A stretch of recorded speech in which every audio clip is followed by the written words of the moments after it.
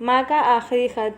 माँ पर लिखी कई कहानियों की तरह ये छोटी सी कहानी, जिसका शीर्षक है माँ का आखिरी खत, आपको भावुक कर देगी।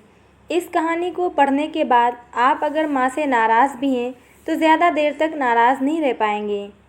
आइए पढ़ते हैं कहानी। रात के 12 बज चुके थे। माँ कभी दरवाजे की तरफ देखती तो कभी एक नज़र घड़ी की तरफ। माँ की आंखों में और चेहरों पर चिंता साफ नजर आ रही थी। थोड़ी ही देर में दरवाजे की घंटी बजी। माँ ने काफ़ी तेज़ी से दरवाज़ा खोला और सामने बेटे माजिद और बहू सुहाना को देखकर पूछा, इतनी देर क्यों हो गई? मैं कब से तुम्हारी राह देख रही थी।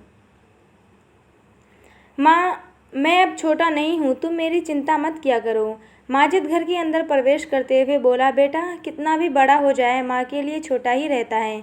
चलो छोड़ो, हाथ पैर धो लो, तुम्हारे लिए खाना लगा देती हूँ। माँ ने दरवाज़ा बंद करते हुए कहा। माँ जी, हम बाहर से खाना खाकर आए हैं, आप खा लीजिए, हम सोने जा रहे हैं, बहू सुहाना ने कहा। लेकिन मैंने तो तुम लोगों की पसंद की खीर बनाई है, आओ थोड़ी थोड़ी खा लो। माँ, तुझे एक बार में समझ में नहीं आता क्या? तेरी बहू ने कहा ना हम बाहर से खाना खाकर आए हैं, क्यों परेशान करती हैं? जा तू खीर खा ले और सो जा और हमें भी शांति से सोने दे। माँ अकेले कैसे खीर खा सकती थी और उसे बिना खाए नींद कैसे आ सकती थी, क्योंकि बेटे के इंतज़ार में उसने भी कुछ नहीं खाया था। वो किचन में गई, एक गिलास पानी पिया और अपने रूम में चली गई। सुबह 10 बजे माजिद की आंख खुली।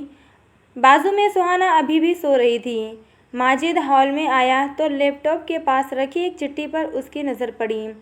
ये चिट्ठी किसकी हो सकती है, ये देखने के लिए उसने चिट्ठी खोलकर पढ़ना शुरू किया।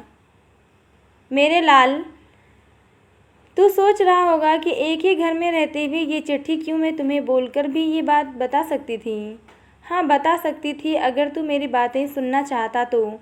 किसी एक्सप्रेस गाड़ी की तरह तू आता है और कुछ ही पलों में निकल जाता है। खैर वो सब जाने दो। कल तुम्हारा जन्मदिन था, इसलिए मैंने खीर बनाई थी। सोचा कम से कम आज के दिन साथ में बैठकर खाना खाएंगे। मगर मैं ये बात भूल गई थी कि मेरा बेटा बड़ा हो चुका है, तो अपने दोस्तों के साथ पार्टी करके खाना खाकर आया। चलो, मुझे इस बात की खुशी ही हुई।